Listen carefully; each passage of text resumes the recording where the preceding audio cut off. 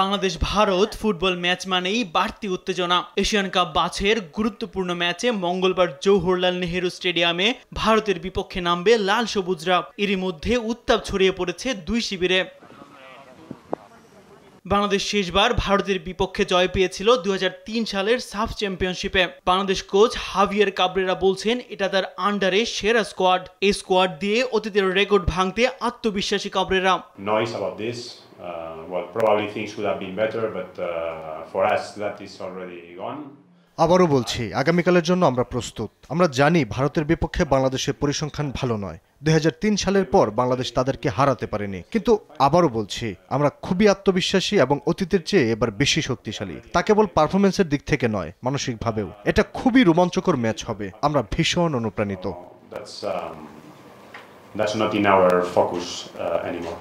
অন্যদিকে ভারত কোচ বলছেন হামজা চৌধুরী যোগ দেয়ায় বাংলাদেশ দলের শক্তি অনেকাংশেই বেড়েছে।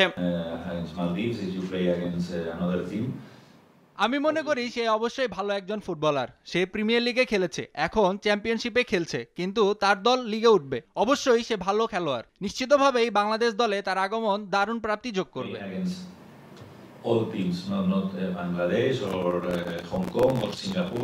গেলবারের দেখায় সল্ট লেগে এগিয়ে থেকেও এক গোলে ড্র করেছিল বাংলাদেশ। এবার জওহরলাল নেহেরু স্টেডিয়ামে বাংলাদেশ অধিনায়ক জামাল ভুঁইয়ার লক্ষ্য পূর্ণ 3 পয়েন্ট। আমি মনে করি the mentality in the group in the team is that আমরা 3 পয়েন্ট নিতে পারি। আর যদি ড্র হয় ওকে, বাট মেন্টালিটি ইজ 3 পয়েন্ট। 16,000 দর্শক ধারণ করতে পারে শিলংয়ের জওহরলাল নেহেরু স্টেডিয়ামে। ভারতের হোম ম্যাচ হয় দর্শকদের বাড়তি চাপ থাকবে বাংলাদেশের উপর। তবে মাঠে দর্শকদের চাপ নিয়ে একদমই ভাবছেন না জামাল ভুঁইয়া।